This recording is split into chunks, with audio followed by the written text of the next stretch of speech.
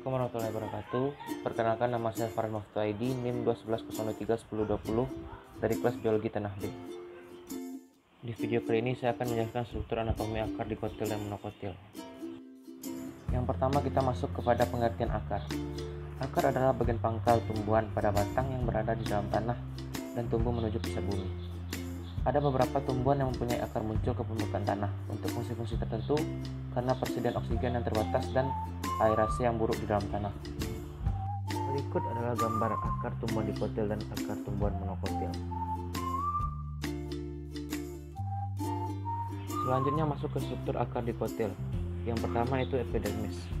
Kortek dan juga parasikel pada tumbuhan dikotil memiliki fungsi dan letak yang sama dengan tumbuhan monokotil. Yang kedua itu endodermis. Akar dikotil terletak di dalam kortek dan juga di luar parasikel. Endodermis akar dikotil mempunyai bentuk kotak dan tersusun rapat tanpa adanya celah antar sel. Epidermis berguna untuk mengatur masuknya air ke pembuluh, juga menyimpan zat makanan. Yang ketiga, parasikel pada akar dikotil hanya terdiri dari selapis sel. Yang keempat, silam dan floem pada akar dikotil tersusun secara radial dan juga membentuk jari-jari.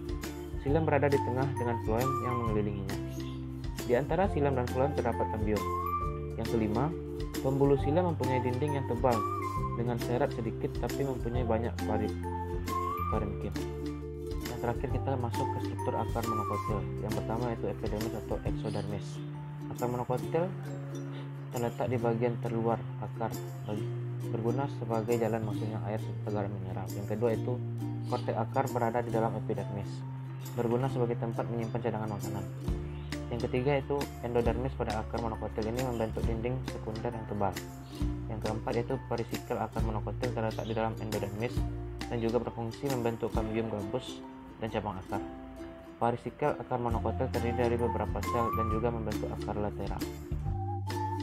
Yang kelima, silam dan floem akar monokotil tidak tersusun rapi dan juga bersilangan dengan jumlah yang sangat banyak dikarenakan tidak adanya kambium seperti pada akar dikotil. Yang keenam, sebelum bagian pusat akar terbentuk, silam ini berhenti tumbuh sehingga jalur-jalur silam saling berkaitan. Yang terakhir yaitu empulur tumbuhan monokotil, terletak di tengah dan dikelilingi oleh silam dan juga floem secara berselang-seling. Terima kasih telah menonton video penjelasan dari saya. Sekian, Assalamualaikum warahmatullahi wabarakatuh.